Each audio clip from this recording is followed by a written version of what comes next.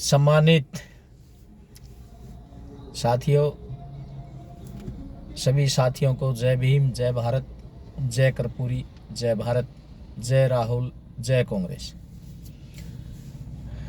छोटा भाई कालू सोनी माजरा ओबीसी के हमारे क्रांतिकारी नेता हैं और माननीय जो पीछे बैठे हैं राजवीर जी हमारे क्रांतिकारी नेता हैं और मैं तेजवीर सैन ओबीसी रोहतक से ये वीडियो आप तक इसलिए भेज रहे हैं कि हरियाणा के अंदर विधानसभा का चुनाव आपको पता है कि 5 तारीख को वोटिंग है, 8 तारीख को काउंटिंग है। और इस समय मैं खास करके अति पिछड़े वर्ग के भाइयों को एक ही बात कहना चाहता हूँ। हमारी टीम की तरफ से ये शोध के बाद ये वीडियो आप तक जा रहा है आके इस समय भाजपा और कांग्रेस दोनों के बीच हरियाणा के अंदर 2 ही पार्टियों का यहाँ चुनाव बनेगा। बाकी तो मामला 2, 4, 5 सीटों का ही यहाँ रहने वाला है। तो इस हालात के अंदर खास करके हमारे जो अति पिछड़े भाई हैं, हम उनसे एक ही बात कहना चाहते हैं कि 2026 के बाद का जो भारत है, इस बात को आप मेरी को गहराई से समझना कि जो हम आपको कहना क्या चाहते हैं। 2026 के बाद जो भारत है और 29 तक लगभग 4-5 साल के अंदर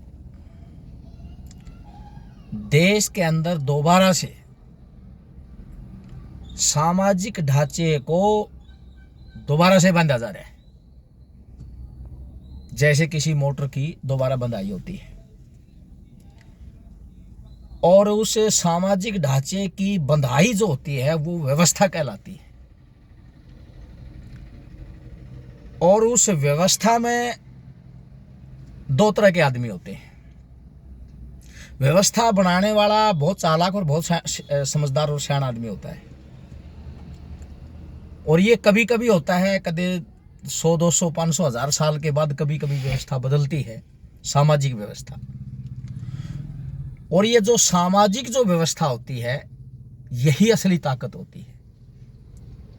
यानी कि जो सामाजिक जो ताकत है, जो पावर है, इससे बड़ी कोई पावर नहीं होती। बाकी सारी पावर इसके नीचे होती।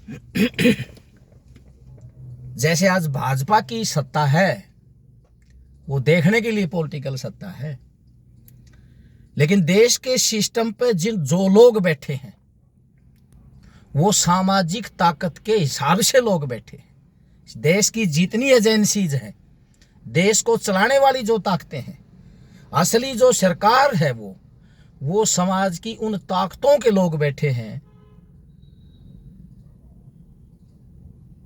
जिनके साथ आपका हमेशा टकराव रहता है।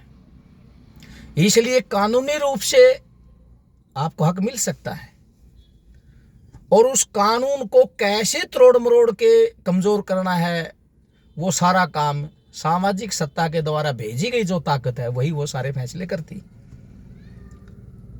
ये बातें मैं आपके बीच में क्यों कह रहा हूं?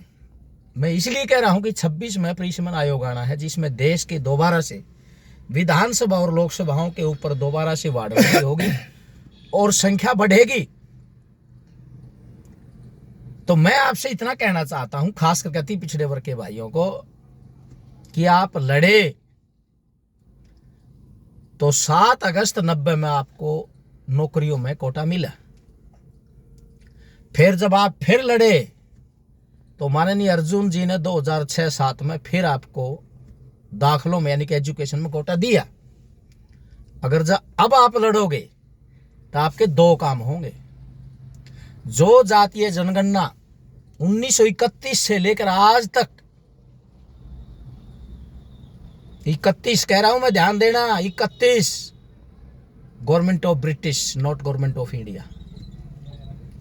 1931 के बाद आज तक भी दोबारा जातीय जनगणना तो हुई है, दलित भाइयों की भी जातीय जनगणना हुई है, लेकिन ओबीसी की जातीय जनगणना नहीं हो पाई, नहीं करी गई। और उसमें बहुत बड़ा गेम समय समय पे होता रहा। लेकिन मैं फिर कभी चुनाव के बाद मैं जातीय जनगणना के ऊपर हमें एक बहुत बड़ी जो रिसर्च हम आपके बीच में लेके आ रहे हैं, वो इस अगली वीडियो में चुनाव के बाद हम आपके बीच में लेके आएंगे। लेकिन मैं आज इतना ही कहना चाहता हूं, खास करके हमारे जो 4 स्टेटों का जो चुनाव, अगर हमारी ये वीडियो वहां तक जाए। हरियाणा में तो हमने भाजपा का इलाज कर दिया है। हरियाणा में जो भाजपा जिस दो धार में जो इस चुनाव को लेके जा रही थी, हमने उसका ऑपरेशन कर दिया थी पिछड़ों ने। यहाँ से हम आपको एक भरोसा देते हैं कि भारतीय जनता पार्टी ने आज तक 67 सीटें बांटी हैं और उस 67 सीटों में से ओबीसी के नाम की 15-16 टिकटें दी है और उसमें किसानी पिछड़ों को 13 सीट दी है, अति पिछड़ों को मात्र 3 सीट दी है। तो ऑपरेशन हमने कर दिया। अपने समाज में मैसेज हम दे रहे हैं कि मात्र 3 सीट है, 67 में आप नोट कर लेना।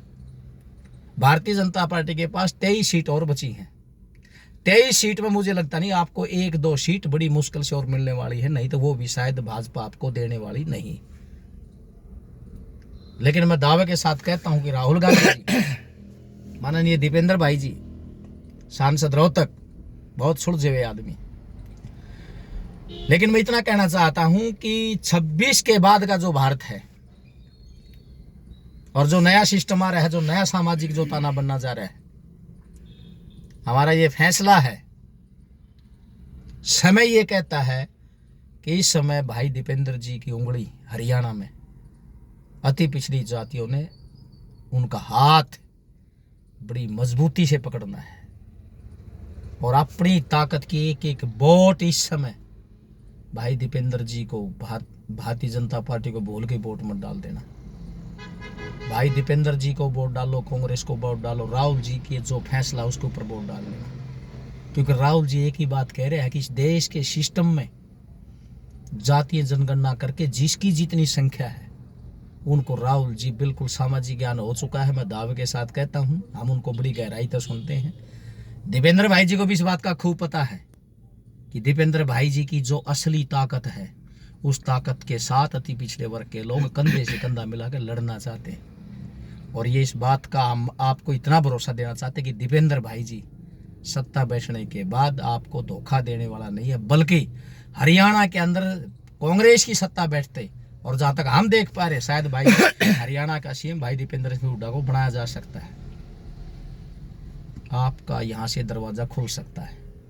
हमारी कोशिश है अगर हरियाणा के अति पिछड़ी जातियों को और जातियों के बराबर में खड़ा करने के लिए हम इसमें रात दिन काम कर रहे हैं।